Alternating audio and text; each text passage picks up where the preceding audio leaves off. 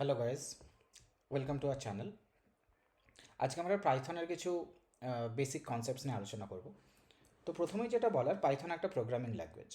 তার মানে পাইথনের মাধ্যমে আমরা নির্দিষ্ট কিছু কাজ কম্পিউটারকে দিয়ে করিয়ে থাকি বা পাইথনকে দিয়ে করিয়ে থাকি। তো সেক্ষেত্রে এই ধরনের যখন কোনো কাজ আমরা করাতে যাচ্ছি, তখন সবার আগে যেটা নির্দিষ্ট করা দরকার যে আমরা কি দিচ্ছি, পাইথনকে আমরা কি ইনফরমেশন প্রোভাইড করছি। তো প্রথমেই যেটা আসে সেটা হচ্ছে ডেটা। এখন বোঝার বিষয় হচ্ছে যে এই ডেটা কী কী ধরনের হতে পারে। ধরা যাক আমরা কোনো শব্দ বা বাক্য বা কোনো অক্ষর দিচ্ছি, তখন সেগুলোকে আমরা বলছি স্ট্রিং। বা হয়তো কোনো সংখ্যা দিচ্ছি, তার কিছু নির্দিষ্ট ধরন আছে। বা হয়তো আমরা ট্রু ফলস জাতীয় কোনো তথ্য দেওয়ার চেষ্টা করছি, তখন তার একটা নির্দিষ্ট কিছু ধরন আছে, রাইট? তাহলে সেই দিক থেকে শুরু করা যাক যে আমরা কী কী ধরনের ডেটা পাইথনকে দিতে পারি। তাহলে প্রথমে আমরা যেটা বলবো যে ডেটা টাইপস। ডেটা টাইপসের মধ্যে প্রথমে তাহলে কি আসে, বা মানে যে যে যে ডেটা টাইপ হতে পারে তার মধ্যে কি কি আসে। প্রথম আসে হচ্ছে স্ট্রিং, যেটা পাইথন বোঝে STR বলে, স্ট্রিং। এরপরে যে ধরনটা আসে সেটা হচ্ছে ইন্টিজার, যেটাকে পাইথন বোঝে ইন্ট বলে। ইন্টিজার মানে যে কোনো হোল নাম্বার, সেটা পজিটিভ হতে পারে, নেগেটিভ হতে পারে, -1, -2, 1, 2, 3, 10, 100, যাই হোক না কেন, এগুলো সমস্ত কিছু ইন্টিজার।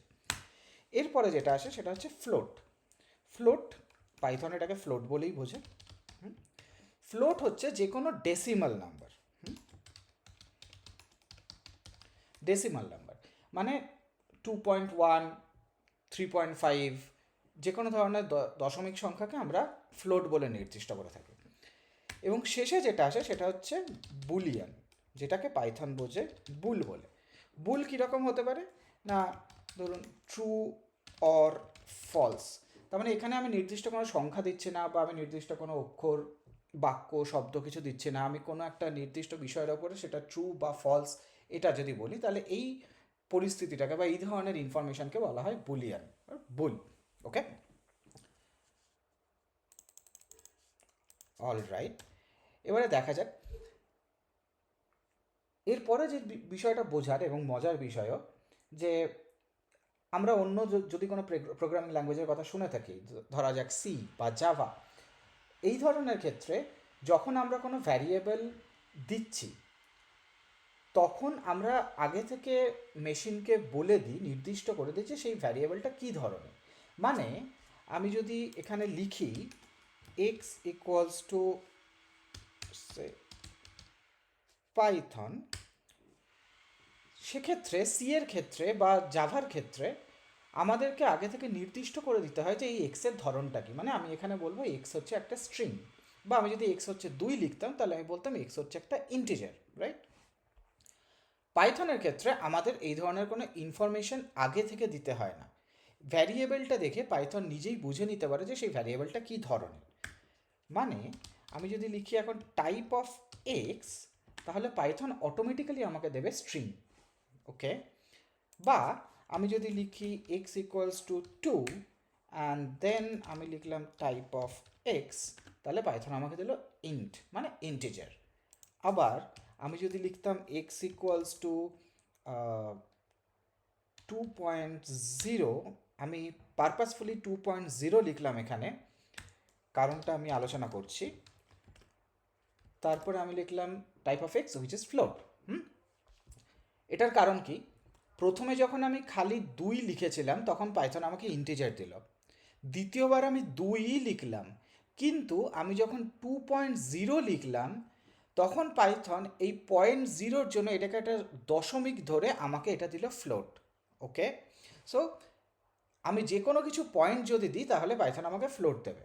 আমি যদি লিখতাম 2.4 বা 3, পাইথন আমাকে দিল ফ্লোট এগেন। ফলত 2.0 বা 2.3 সংখ্যা বা তথ্যের ধরন হিসাবে পাইথনের কাছে এটা সবসময়ই ফ্লোট, এটা কিন্তু তখন আর ইন্টিজার থাকছে না। অলরাইট, এরপরে যে বিষয়টা আসে সেটাকে আমরা বলি টাইপ কনভার্সন। টাইপ কনভার্সন জিনিসটা কি না, আমরা কোনো একটা তথ্যের নির্দিষ্ট ধরনকে বদলাতে পারি। কিছু রেস্ট্রিকশনস আছে, যেমন আমি যদি এক্স ইকুয়ালস টু পাইথন লিখি, সেটাকে আমি কখনো ইন্টিজারে কনভার্ট করতে পারবো না, বা আমি যদি এক্স ইকুয়ালস টু পাইথন লিখে ফ্লোটে কনভার্ট করতে চাই, সেটাও পসিবল নয় ডেফিনেটলি। কিন্তু আমি যদি 2.0 লিখি এবং সেটাকে আমি যদি ইন্টিজারে কনভার্ট করতে চাই, আমার পক্ষে সেটা করা সম্ভব। কীরকম বিষয়টা না, ধরা যাক আমি লিখলাম যে নাম ইকুয়ালস টু 2.0, তারপরে আমি লিখলাম ইন্ট অফ নাম, তাহলে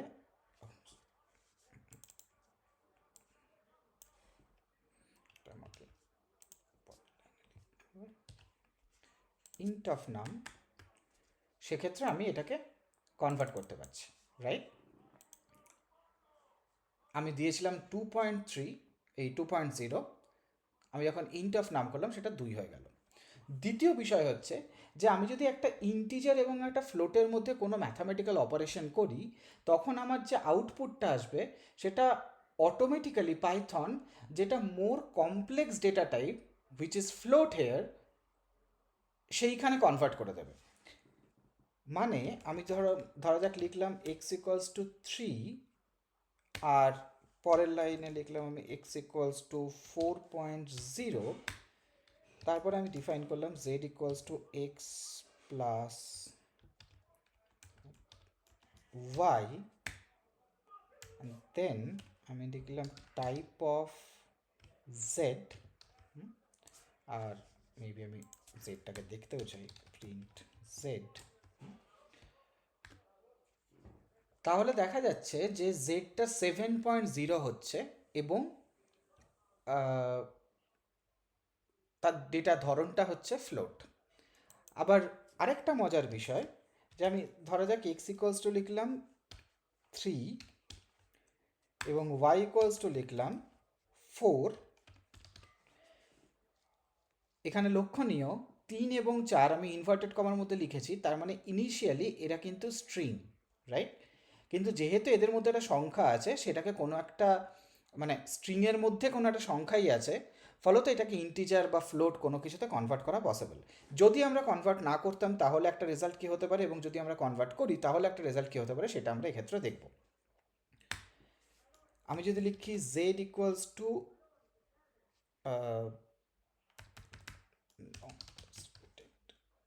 প্রিন্ট এক্স প্লাস ওয়াই, এবং দ্বিতীয় লাইনে আমি লিখলাম print int of X plus int of Y. প্রথম ক্ষেত্রে দেখা যাচ্ছে যে 3 এবং 4 যেহেতু এটা স্ট্রিংয়ের মধ্যে ছিল, পাশাপাশি বসিয়ে আমাকে 34 দিয়েছে, এবং দ্বিতীয় ক্ষেত্রে এরা নির্দিষ্টভাবে একটা সংখ্যা লিখে আমাকে 7 দিয়েছে। আমরা যদি টাইপটা দেখতে চাই, তাহলে ধরা যাক আমরা মানে জাস্ট এটাকে একটু লাইনগুলোকে বদলে নেব। আমি লিখলাম Z equals to X plus Y, এবং দ্বিতীয় লাইনে ধরা যাক আমি লিখলাম S equals to int of x plus int of y। এর পরের লাইনে আমি লিখলাম প্রিন্ট টাইপ অফ z এবং প্রিন্ট টাইপ অফ s। তাহলে আমরা দেখতে পাচ্ছি যে প্রথম যখন আমরা জেডকে একটা স্ট্রিং হিসাবে এক্স প্লাস ওয়াই করেছিলাম, তখন সেটা একটা স্ট্রিং হিসাবেই আমাকে 34 দিচ্ছে, এবং আমি যখন ইন্টিজারে কনভার্ট করে যোগ করছি তখন আমার কিন্তু সামটা ইন্টিজার দিচ্ছে, রাইট? অলরাইট, নেক্সট আমরা কিছু অপারেটরস এখানে ডিসকাস করেছি, এবং আমাদের এই নোটবুকটা আমরা আপলোড করে দেবো। আপনারা গিটহাব লিঙ্কটা ইউটিউব ডেসক্রিপশানে দেখতে পাবেন। তো অপারেটার্সগুলো quite intuitive in the sense, যখন আমরা যোগ করতে চাইবো আমরা স্ট্যান্ডার্ড যোগ লিখবো, যখন বিয়োগ করতে চাইবো স্ট্যান্ডার্ড বিয়োগ লিখবো। কয়েকটা বিষয় আলোচনার, যে ভাগের ক্ষেত্রে যখন আমরা কেবলমাত্র ভাগ করতে চাই, সেক্ষেত্রে আমরা স্ট্যান্ডার্ড স্ল্যাশ দেব। যদি আমাদের ভাগে কেবলমাত্র ভাগফলটা দেখতে চাই, কোনো ডেসিমাল ভাগফল দেখব না, আমরা হোল নাম্বারসের যে ভাগফলটা আসছে সেইটা দেখতে চাই, সেক্ষেত্রে আমরা ডাবল স্ল্যাশ মারব। যদি আমরা ভাগশেষটা দেখতে চাই, যেটাকে মডিউলাস বলা হয়, ভাগশেষ দেখতে চাইলে আমরা পার্সেন্টেজ মারব। এবং এক্ষেত্রে যদি আমরা এমন কোনো ভাগ করি যেটা অ্যাকচুয়ালি ডিভিসেবল, ফর এক্সাম্পল 12/4, সেক্ষেত্রে আইডিয়ালি কোনো ভাগশেষ নেই, তখন পাইথন আমাদের আনসার দেবে 0, রাইট? এবং আমরা যদি এক্সপোনেনশিয়াল কোনো কিছু দেখতে চাই তাহলে আমরা ডাবল স্টার মারবো। ইন দ্য সেন্স, যদি আমরা 2⁻³ এরকম লিখতে চাই, সেক্ষেত্রে 2�3, যেটা আমাকে দেবে 8। আবার আমি যদি 3² দেখতে চাইতাম তাহলে আমি দিতাম 3�2, রাইট, যেটা আমার আনসার আসতো 9। এবং কিছু রিলেশনাল অপারেশনস আছে, যেরকম আমরা যদি কখনো কোনো কন্ডিশন, মানে ইফ লুপ বা ফর লুপ, ইফ কন্ডিশন বা ফর লুপ আমরা পরবর্তীকালে আলোচনা করব। আমরা যদি কোনো কন্ডিশন সেক্ষেত্রে বসাতে চাই তাহলে কেবলমাত্র ইকুয়ালস টু সাইন আমরা দিতে পারি না, সেক্ষেত্রে আমাদের ইকুয়ালস টু দিতে হয়। আবার কখনো যদি আমরা নট ইকুয়ালস টু বলতে চাই তাহলে আমরা সেক্ষেত্রে একটা এক্সক্লামেটরি সাইন আর ইকুয়ালস টু দেবো। যদি গ্রেটার দ্যান বা লেস দ্যান বা গ্রেটার দ্যান ইকুয়ালস টু বা লেস দ্যান ইকুয়ালস টু দিতে চাই তাহলে respectively greater than sign, less than sign বা গ্রেটার দ্যান সাইন তারপর একটা ইকুয়ালস টু বা লেস দ্যান সাইন তারপর একটা ইকুয়ালস টু দেবো। এক্ষেত্রে আমরা একবার ছোট্ট করে আলোচনা করে নেব যে এই ডবল ইকুয়ালস টু বিষয়টা কীরকম।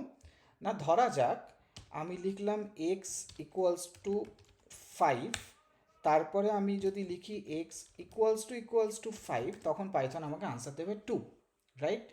আমি যদি লিখতাম যে এক্স ইকুয়ালস টু 7, তাহলে আমাকে আনসার দেবে ফলস। বা আমি যদি লিখতাম 5ই কিন্তু এক্স নট ইকুয়ালস টু 5, তখন আমার আনসার আসবে ফলস। তাহলে এই বিষয়টা, এই ইকুয়ালিটির বিষয়টা এই বুলিয়ানের ওপর নির্ভরশীল, যে কখনো কোনো ইফ কন্ডিশনের ক্ষেত্রে বা অন্য কোনো কন্ডিশন বা অন্য কোনো ক্ষেত্রে, যখন আমরা কোনো অপারেশনের ক্ষেত্রে বেসিক্যালি কোনো ইকুয়ালিটি দেখব, তখন আমরা ডাবল ইকুয়াল টু বা exclamatory sign and equal to, depending on আমরা ইকুয়ালস টু দেখতে চাইছি বা নট ইকুয়ালস টু দেখতে চাইছি, সেই বিষয়টা দেখতে চাই, মানে সেটা যাচাই করতে চাইব। এরপরে যেটা আলোচনার, যে আমরা যদি কোনো কিছু অ্যাসাইন করতে চাই, ডাবল ইকুয়ালস টু কিন্তু আমরা কোনো কিছু অ্যাসাইন করছি না, আমরা কোনো কিছু যাচাই করছি। এবং কোনো কিছু যদি প্রথমেই অ্যাসাইন করতে চাই তাহলে আমরা ইকুয়ালস টু সাইন দেবো। ফর এক্সাম্পল, আমরা এর আগে এক্স ইকুয়ালস টু স্ট্রিং 3 বা এক্স ইকুয়ালস টু 3, 4.0 এইরকম বিষয়গুলো লিখছিলাম, সেক্ষেত্রে কেবলমাত্র equals to. Plus equals to মানে কি না, আমার কোনো একটা ভ্যালু আবার পুরোনো ভ্যালুতে রিঅ্যাসাইন হবে, কিন্তু তার সাথে একটা কোনো ম্যাথামেটিক্যাল অপারেশন হতে থাকবে। যদি যোগ হতে থাকে তাহলে আমরা সেই বিষয়টাকে প্লাস ইকুয়ালস টু দেবো। এর বাইরে আছে ইন মানে আমরা যদি কোনো নির্দিষ্ট অক্ষর বা কোনো নির্দিষ্ট ঘটনা বলা যায়, বা লেটসে অক্ষর বা সংখ্যা কোনো কিছু কোনো একটা সুপারসেটের মধ্যে বিলং করে কিনা দেখতে চাই। বেটার ওয়েতে বলার, ধরা যাক আমাদের কাছে কোনো একটা সেট আছে এবং সেই সেটের মধ্যে কোনো একটা এলিমেন্ট রয়েছে। আমরা যদি এটা দেখতে চাই যে সেই এলিমেন্টটা ওই সেটের মধ্যে আছে কি না, তখন আমরা ইন ইউজ করি। ফর এক্সাম্পল, যদি আমরা দেখি যে এই অ্যাপেল স্ট্রিংটার মধ্যে স্ট্রিংটা বা ক্যারেক্টারটা আছে কিনা আমরা যদি দেখতে চাই, তাহলে আমরা লিখবো ইন অ্যাপেল। আর যদি আমরা উল্টোটা দেখি, যদি কমপ্লিমেন্টারি দেখি নট ইন, তাহলে আমরা লিখবো জেড নট ইন অ্যাপেল। মানে এখানে যেরকম উদাহরণস্বরূপ আমরা বলেছি জেড নট ইন অ্যাপেল, মানে আমি যদি জেড ইন অ্যাপেল লিখতাম তাহলে আমার আনসার আসতো ফলস। আর আমি যদি লিখি জেড নট ইন অ্যাপেল, তাহলে আমার আনসার আসবে ট্রু। ওকে, আজকের ভিডিও আমাদের এই পর্যন্তই। পরবর্তীকালে আমরা পাইথনের আরও কিছু ডিটেলস আলোচনা করব, যেমন আমরা লিস্ট বা ডিকশনারি কী কী ধরনের ডেটা স্ট্রাকচার হয় সেই বিষয়গুলো আমরা আলোচনা করব। এর পরবর্তীকালে আমরা ফর লুপ, ইফ লুপও আলোচনা করব। তো আমাদের সাথে থাকবেন। ধন্যবাদ।